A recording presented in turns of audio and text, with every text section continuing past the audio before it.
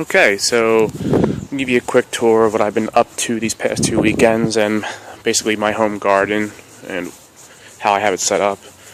I have a rain barrel here to collect fresh rainwater. I honestly find that it's the best type of water you can use for your garden. I first noticed this my first year of gardening, how rainwater made such a bigger difference out of the growth in my vegetables as compared to just using plain old hose water. Hose water is great for just keeping things alive, but I find that it really doesn't do much other than that. But rainwater, because I think it's so pure, it just really the plants thrive on it. So I try to only use that. I'll use hose if I have to, but I try to only use rainwater. Here's my main garden. I tilled it, laid down newspaper and mulch to keep the weeds out.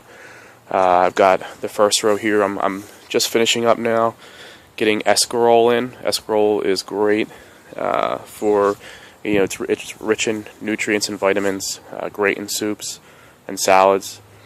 So I'll plant a row of that. I started that indoors as a seed, and just getting that in the ground now.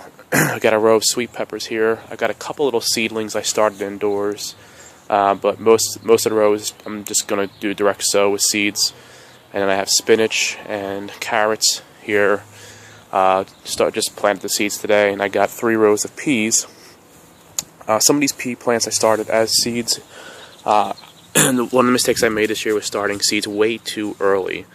As you can see, there's a problem with part of this plant. It looks dead, part of it looks alive, as this one does here. Top half looks alive and doing well, and the bottom half not so well. I think what happened is I planted these seeds too early indoors and had to tear the roots apart, destroy the root structure.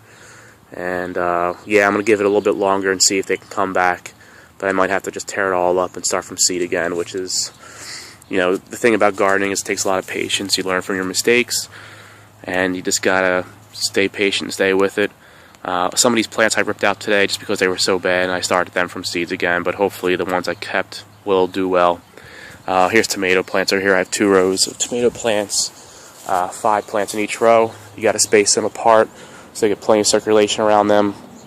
Quite honestly, I probably plant them too close together still, but hopefully I can get away with a little bit of closeness here.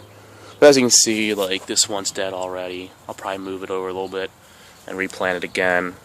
And once again, I started this stuff indoors, and they got destroyed. Their root structure got destroyed. Sometimes plants are very sensitive to that type of thing, and they'll just die no matter what you do.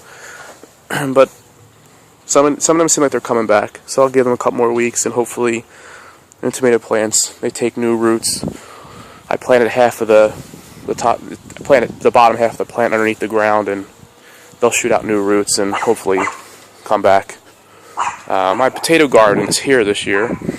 I basically took these potatoes over here. As you can see, I've had them for a while, and I kept them in the dark, and they've shot out tubers like crazy. So I guess that's a good sign, but I basically just planted the whole thing in about a 5-inch deep trench, 2 trenches, covered them up completely. As they grow, I'll keep covering them up with more soil, because you can't have potatoes exposed to the sunlight or else they'll turn green and be toxic to eat. New strawberry patch this year, and basically I just took the old strawberry patch out, ripped it out, and put 2 new plants in. I had everbearers before, where basically they produce little amounts of fruit all throughout the season. This year I'm going to try June bearers. They produce 1 big crop in basically June.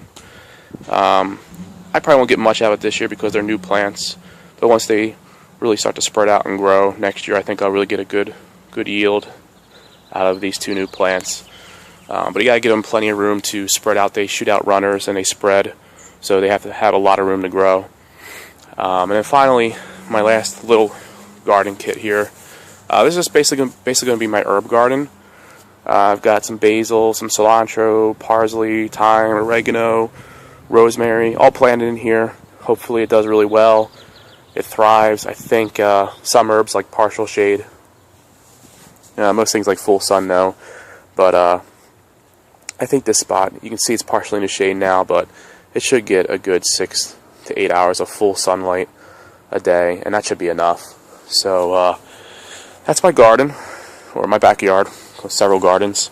I will probably update all of you in the next couple of weeks, just to show you how everything's doing, let you know what mistakes I've made and what I've learned from them, so that hopefully if you're interested in starting a garden, you can avoid the same mistakes I've made and get a really good fruit garden going, or a vegetable garden. Alright, take care.